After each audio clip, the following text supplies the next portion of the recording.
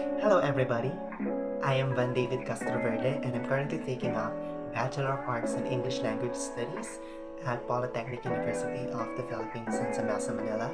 And in this video, I'm going to discuss one reading assessment and one written test for high school students. Now, let us first discuss the reading assessment that I've chosen and gotten online. It is entitled the 3-Minute High School Reading Assessment, and the authors of this assessment are Timothy Rosinski and Nancy Paddock. The first part of the assessment contains the directions on administering graded passages, which is to have the students read the grade level passage and ask them what they remember after it has been read, then monitor word recognition, fluency, and comprehension. The next part contains the directions on scoring and interpreting passages through word recognition, decoding, reading fluency and automaticity, which has the target reading rates by grade level suggested. Next is the reading fluency expression, which has the multidimensional fluency scale as the basis to measure it. And finally, the comprehension, which has the comprehension rubric that can be used as a basis for measurement. And of course, one example of a grade level passage gotten from the assessment. To deal with the question how effective the assessment activity is, I need to gather external sources to give light to the case. Again, this is just the material that I've gotten online, and I do not have the actual experience of taking the activity, nor the actual experience of using it to assess students. I have gathered comments and reviews from teachers who have already used the material. And just to inform you, there's actually a book version of this material that are being sold through Amazon online. So this is basically from teacher's point of view, and here are some of the reviews.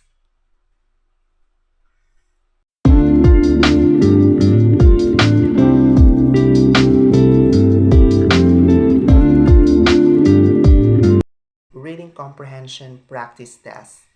It is a multiple choice test, and the objective of this test is to measure the reading comprehension of students. It is a formative test, and there are no rubrics and even the answer keys that can be found on the test.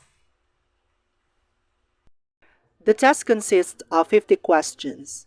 Each question is intended to measure a specific area of learning or topic. I grouped these numbers based on those areas or topics. Please take a look at the screen as I show one sample item that represents the category. Questions 1, 3, 34, 45, and 49 is all about finding synonyms. Questions 2, 33, and 50 is all about sentence structure. Questions 4 and 19 test their ability to identify themes. Questions 5 and 44 is all about grammar. Questions 7 and 23 test their ability to make inferences.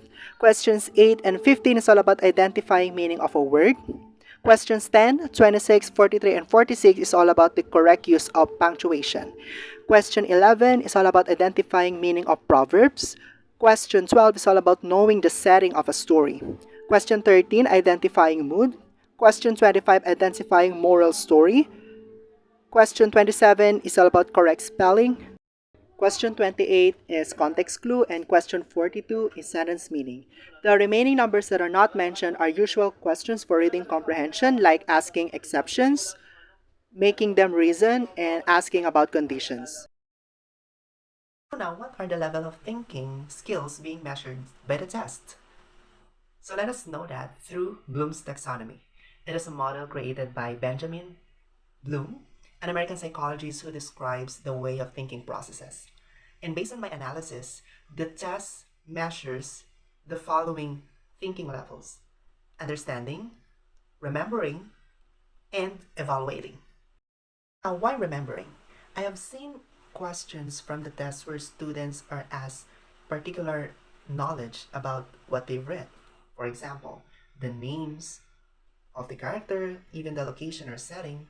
So that required memorizing or at least remembering those information to be able to answer the questions. And that's how remembering thinking process is being tested through the test. Next one is the understanding, because students are required to interpret and, of course, to give inferences about what they've read. And finally, we have evaluating, because at some point they have to defend, they have to reason out, they need to give certain reasons why this particular occurrence happened in the story and things like that. When it comes to the validity and reliability of the test, there are no concrete information found online to justify those characteristics, but this test is administered by Department of Education Training Victoria, which is now responsible for the education of the state. And to measure validity and reliability, there should be validation coming from the experts in the field and also the measure of statistical tools and some participation of various respondents, respectively. Let me discuss my personal opinion regarding the test. I like the test because it does not only measure the basic thinking skills of student, like answering the questions what, when, where, and who. It appeals to the higher level of thinking, such as answering questions why and how. I like also the test because it involves other variables that affect reading comprehension.